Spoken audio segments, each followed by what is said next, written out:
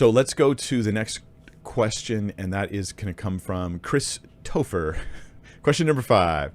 Does Ezekiel 18:20 contradict the stoning of Achan and his family in Joshua 7:24 through 26? The idea of original sin passed down through Adam, and 2 Samuel 12:13 through 15.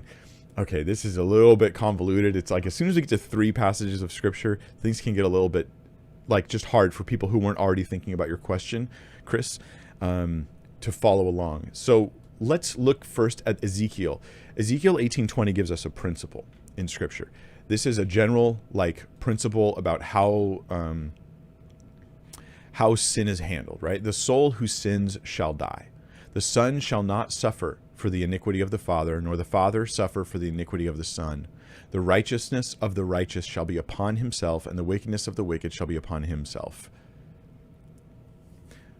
So the idea here is you don't punish the people who didn't do it, right? This actually, strangely enough, I'm just being controversial because whenever I see controversy, I sometimes think we should talk about those issues to bring clarity. This actually might weigh into the way people are dealing with race issues in some ways, is that some people are guilty for things they never did. Now there's others that racism's still an active problem. That's not the whole story. Racism's a big issue in our country and in our world today. It's a huge issue. It's bigger than it was probably a couple years ago even. But that's the principle. Okay, so how does that apply to Joshua 7, verses 24 through 26? Let's read through it. And Joshua and all Israel with him took Achan, the son of Zerah, and the silver and the cloak and the bar of gold and his sons and daughters and his oxen and donkeys and sheep and his tent and all that they had, and they brought them up to the valley of Achor. And Joshua said, "Why did you bring trouble on us?" We're going to talk about the trouble he brought. "The Lord brings trouble on you this day." And all Israel stoned him with stones. They burned them with fire and stoned them with stones. So they killed them with stones, and then they burned their bodies to get rid of the impurity of their presence. So the question is his sons and daughters, his oxen, donkeys, and sheep. Why are they also included if you're not supposed to, take out the child or the son for the sins of the father? And I think that what we have with Achan is I'm going to make one guess. At least it seems like it's quite possible. In fact, it's probably probable. It's not just a guess, it's probable. But I'll also make one plain observation that's very important. And that is that this is when they take out Ai. They destroy Ai, and Achan and his family take some of the stuff from Ai that God wanted to see destroyed.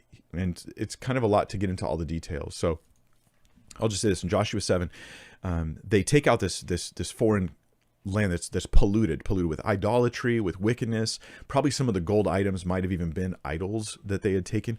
And Achan, his family's the only one in the whole group of Israel who violated the command of God and stole some stuff and then kept it buried in their tent. Here's the observation that you can't argue with. It's buried in his tent. His family knows. They helped hide it. They're actually part of the sin. That's the observation. Sons, daughters, it was a family commitment. They just conspired to keep the secret from everybody else in the tribe, to violate God and bring sin into the camp of the people God was calling to be holy. And this is going to be the repeated issue of Israel. They keep falling and failing, and it shows us how much we need Jesus ultimately, that we all just keep sinning. But that means that it's not the Ezekiel situation. Right? The Ezekiel situation, the son's not going to suffer for the sins of the father. This is a situation where everybody seems to be involved. That seems to be a plain and inarguable thing. And you could say, unless he had infants, right? His sons and daughters. What if, and if you see her sons and daughters and you imagine infants, I'm going to say, probabilistically, there's a good chance if you grabbed 10 households where there's sons and daughters, the majority of them, they wouldn't be infants.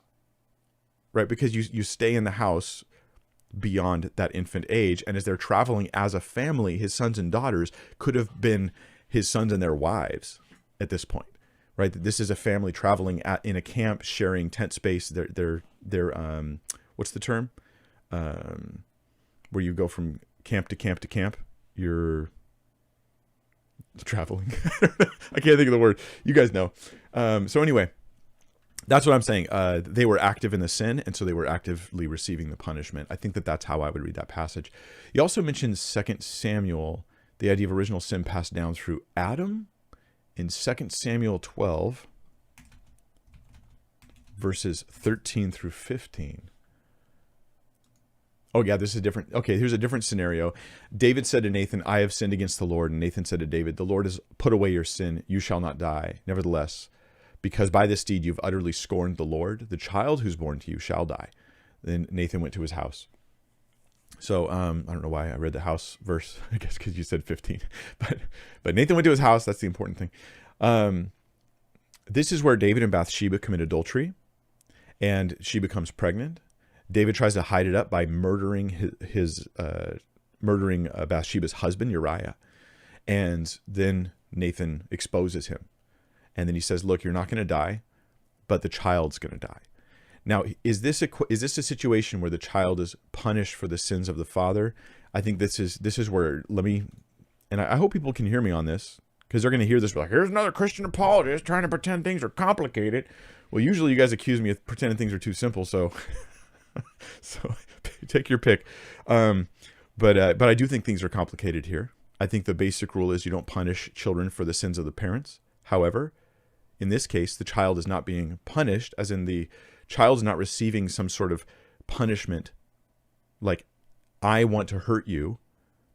Rather, the child, because of the impact it will have on the nation, because of the impact it will have on David and the whole nation of Israel, they will see this child born from murder and adultery, that then it becomes in line, potentially to become king of Israel. There needs to be a demonstration of God's justice, of God's righteousness for the people of Israel.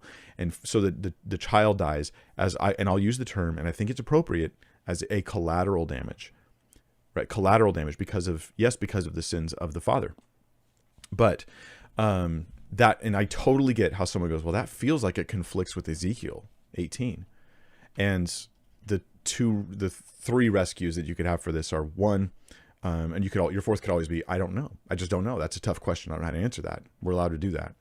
But one of them is simply saying, hey, the child didn't die for the sins of the father, like we're punishing the child deliberately and directly, but rather because of the sins of the father, the child ends up dying, which is a little bit different and significant, and you could try to draw a distinction there.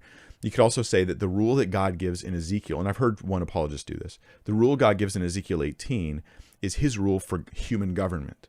You cannot punish the kids for the sins of the parents, the son for the father. You can't do that. And that's a rule for them, but that God, who is the sovereign judge of all, that he has a higher court, so to speak, and he doesn't have that rule. I hesitate on that one. I just put it out there so you guys can think about it. And the other rescue is to simply say the child's not being punished in any way, not for the sins, not because of the sins of the father. It's just like maybe God's going to allow the child to die. It never says in 2 Samuel that God's going to kill the child. The child who's born to you shall die. It doesn't say that God actually killing them, and infant mortality is pretty high in the ancient world, so maybe it has to do with God not protecting.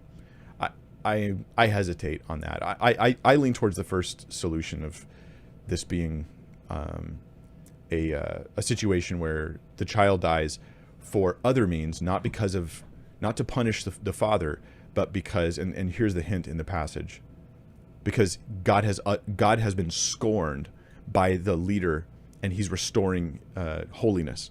He's restoring justice, so to speak. And so it has to do with the public scorn that's happening there. And so I would consider it collateral. I don't think that answer is going to satisfy a lot of people. I think it's accurate. I think it's true, but I can't control who agrees with it or not. So I do think that that's true.